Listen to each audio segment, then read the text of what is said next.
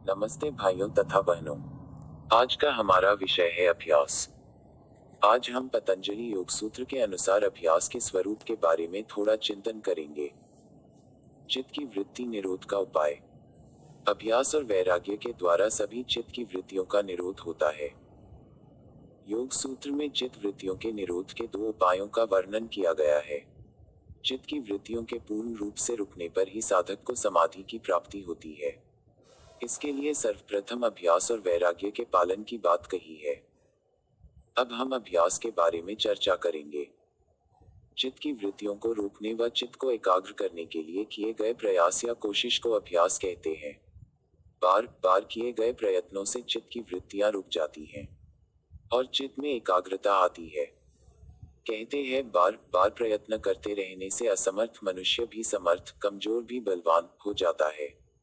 जिस प्रकार कुएं के पत्थर पर रस्सी के बार बार घिसने से उस पत्थर के ऊपर निशान पड़ जाते हैं, जबकि पत्थर बहुत मजबूत होता है और रस्सी बहुत नाजुक होती है, लेकिन बार बार उसके ऊपर घिसने से वह पत्थर पर भी निशान बना देती है। इसलिए बार बार के प्रयास या कोशिश से साधक चित्त वृत्तियों का निरोध कर लेता है। चित्त की स्थिरता के लिए किए जाने वाले प्रयत्न को अभ्यास कहा है। चित्त को बार बार अभ्यास के द्वारा एकाग्र किया जा सकता है और एकाग्र चित्त द्वारा ही समाधि की प्राप्ति हो सकती है। हमारे चित्त का निर्माण सत्व गुण, रजोगुण व तमोगुण से हुआ है। इनमें से जब चित्त में रजोगुण व तमोगुण का प्रभाव बढ़ता है तो चित्त की चंचलता बढ़ती है, लेकिन जैसे ही चित्त में सत्व गुण का प्रभाव बढ़ता है वैसे ही चित्त की दशा शांत हो जाती है। चित्त की इसी शांत अवस्था को स्थिति अथवा स्थिरता कहा है। जब हमारा चित्त स्थिर हो जाता है तो सभी वृत्तियों का निरोध हो जाता है। इसलिए चित्त की इस स्थिर अवस्था को स्थिर अथवा एकाग्र बनाए रखने के लिए किए गए प्रयास को अभ्यास कहते हैं। जब हम किसी लक्ष्य या किसी उद्देश्य को पूरा करने के लिए बार बार कोशिश करते हैं तब वह कोशिश ही अभ्यास कहलाती है। जैसे कोई खिलाड़ी किसी खेल प्रतियोगिता में पदक जीतने के लिए प्रतिदिन कड़ी मेहनत करता है। पदक प्राप्त करने के लिए प्रतिदिन की कड़ी मेहनत को ही अभ्यास कहते हैं। इसी प्रकार समाधि प्राप्ति हेतु चित्त को एकाग्र करने के लिए किए गए प्रयास को अभ्यास कहते हैं। उदाहरण स्वरूप, जिस प्रकार ध्यानात्मक आसन करने से शरीर में एकाग्रता आती है, संवर्धनात्मक खिंचाव या फैलाव के आसन करने से शरीर में लचीलापन आता है और आरामदायक आसन करने से शरीर में स्थिरता आती है। यदि हम एकाग्रता, लचीलेपन और स्थिरता को बनाए रखना चाहते हैं तो इसके लिए हमें क्रमशः ध्यानात्मक, संवर्धनात्मक और आरामदायक आसनों का अभ्यास पूरे मनोभाव के साथ बार बार करना पड़ेगा। तभी हम शरीर को स्थिर एवं सुखी रख सकते हैं। ठीक इसी प्रकार चित्त की एकाग्र अवस्था को एकाग्र बनाए रखने के लिए किए जाने वाले प्रयत्न या प्रयास को अभ्यास कहते हैं।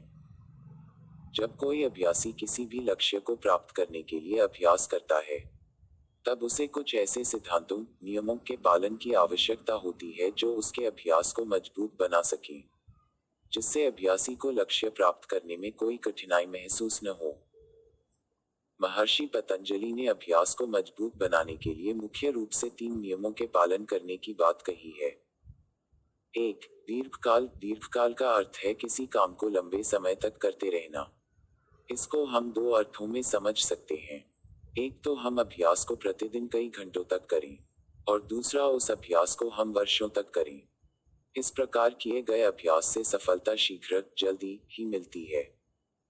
2.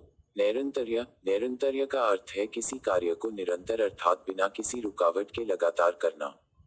किसी भी अभ्यास को पक्का करने के लिए उसको निरंतर करते रहना जरूरी है। जब हम किसी अभ्यास को रुक रुक कर करते हैं तब उस अभ्यास से हमें सफलता नहीं मिलती। इसलिए यदि अभ्यास में सफलता प्राप्त करनी है तो उस अभ्यास का निरंतर होना आवश्यक है। 3. सत्कार। सत्कार का अर्थ है किसी कार्य को आदर पूर्वक, सम्मान के साथ और श्रद्धा भाव से युक्त होकर करना। जब किसी अभ्यास को बिना आदर, सम्मान व श्रद्धा के साथ किया जाता है तब उस अभ्यास से हमें सफलता प्राप्त नहीं हो सकती, क्योंकि कोई भी कार्य तभी सफल होता है जब कर्ता और कर्म में जुड़ाव होता है, और कर्ता व कर्म में जुड़ाव के लिए श्रद्धा का होना जरूरी है। इसलिए आपके अभ्यास में श्रद्धा भाव होना अति आवश्यक है। कर्ता और कर्म में जुड़ाव होने पर उस कार्य के सफल होने की संभावना 100% हो जाती है। कर्ता और कर्म में जुड़ाव करने के लिए कार्य को पूरे आदर भाव, सम्मान व श्रद्धापूर्वक करना चाहिए, तभी यह जुड़ाव संभव है। इसीलिए किसी भी अभ्यास को मजबूत बनाने के लिए योग सूत्र में दीर्घकाल, निरंतर व सत्कार पूर्वक अभ्यास के पालन करने की बात कही है।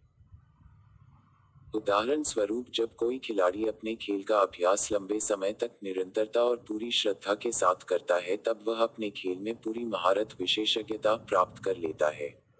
इस प्रकार वह एक श्रेष्ठ खिलाड़ी बनता है। कि किसी प्रकार कोई विद्यार्थी अपनी परीक्षा की तैयारी को लंबे समय तक निरंतरता और श्रद्धा के साथ करता है, तब वह उस अभ्यास के द्वारा अपने परीक्षा परिणाम में अव्वल स्थान प्राप्त करता है। अतः इन सिद्धांतों या नियमों का पालन करके कोई भी व्यक्ति किसी भी क्षेत्र में सफलता प्राप्त कर सकता है। यह नियम केवल योग का अभ्यास करने वाले योगाभ्यासी के लिए ही नहीं है, बल्कि सभी क्षेत्रों में कार्य करने वाले उन सभी लोगों के लिए है जो अपने अपने कार्यों में सफलता प्राप्त करना चाहते हैं। मैं अनुरोध करूंगा, इस वीडियो को आप बार बार से सुने। विषय गंभीर है। आपने हमें इतना सुना, उसके लिए आप सभी लोगों का बहुत बहुत धन्यवाद। ऐसे ही हम हर रोज आपको कुछ ना कुछ जानकारी देते रहेंगे और आप उसका लाभ लेते रहे। यह जानकारी आपके सामान्य ज्ञान हेतु है। योग अभ्यास हेतु के लिए आप आपके नजदीकी योग शिक्षक का संपर्क करें। हमारे YouTube चैनल एवं Facebook को सब्सक्राइब करें एवं लाइक करें। आभार।